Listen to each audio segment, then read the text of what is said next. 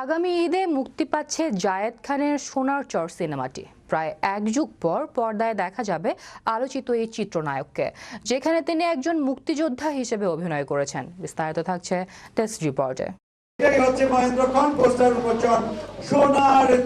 প্রায় এক যুগ পর আগামী ঈদে আসছে জায়েদ খানের নতুন সিনেমা। ঈদে সোনার চর মুক্তির ঘোষণা দিয়েছেন সিনেমাটির প্রযোজক জাহাঙ্গীর শিকদার। চলচ্চিত্রটি নির্মাণ করেছেন জাহিদ হোসেন। সিনেমায় একজন মুক্তিযোদ্ধা চরিত্রে অভিনয় করেছেন জায়েদ।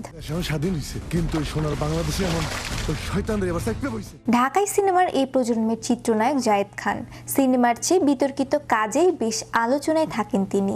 মাঝে মধ্যেই ডিগবাজি কিংবা বিতর্কিত মন্তব্য করায় খবরের শিরোনামে উঠে আসে তার নাম।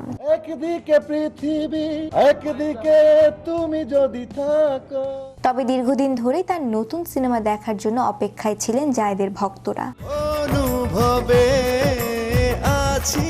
অবশেষে সেই অপেক্ষার অবসান ঘটতে চলেছে। মূলত মুক্তিযুদ্ধের প্রেক্ষাপটে নির্মিত হয়েছে সোনার চর। সিনেমার গল্পে দেখানো হয়েছে 1975 সালে বঙ্গবন্ধু হত্যার পর প্রধানমন্ত্রী শেখ হাসিনার বাংলাদেশে ফিরে আসার সময়ের কথা। বুধবার রাজধানীর আগারগাঁয়ে অবস্থিত বাংলাদেশ ফিল্ম আর্কাইভে সিনেমাটির পোস্টার ও ট্রেলার প্রকাশের অনুষ্ঠানের আয়োজন করা হয়েছিল। সে সময় উপস্থিত ছিলেন সিনেমার নায়ক জায়েদ খান, পরিচালক জাহিদ হাসান, সিনেমার প্রযোজক সহ অনেকেই। নতুন জায়েদ খান, এটা তো আপনারা একটা 5 মিনিটের অংশ দেখছেন, 3 মিনিট, এটা আড়াই ঘন্টা। সিনেমা প্রসঙ্গে জায়েদ বলেন, তার কেরিয়ারের সবচেয়ে শ্রম দেওয়া সিনেমা সোনার চর। মাসের পর মাস চুল না কাটা, শীতে নদীতে সাঁতরে শুটিং করা সহ এই সিনেমার জন্য কত পরিশ্রম দিয়েছে সেটা দর্শক বুঝতে পারবেন। জায়েদ খান আরো বলেন, তার ক্যারিয়ারের প্রথম সিনেমা ভালোবাসা ভালোবাসা ঈদে মুক্তি পেয়েছিল। এ কারণে ঈদে সিনেমার মুক্তির ব্যাপারে তার মধ্যে একটা থ্রিল তো কাজ করছেই। তিনি আরো বলেন, আমাদের দেশের দর্শক এখন ঈদে বেশি হলমুখী হন। সেই হিসেবে ঈদে সোনার চর মুক্তি পেলে অনেক বেশি দর্শকের কাছে পৌঁছানো সম্ভব হবে।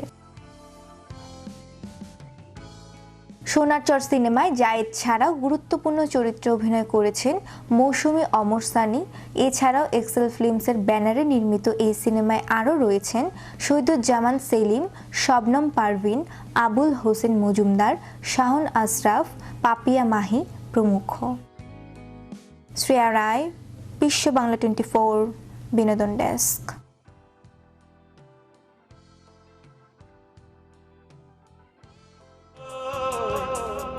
অন্তর জ্বালা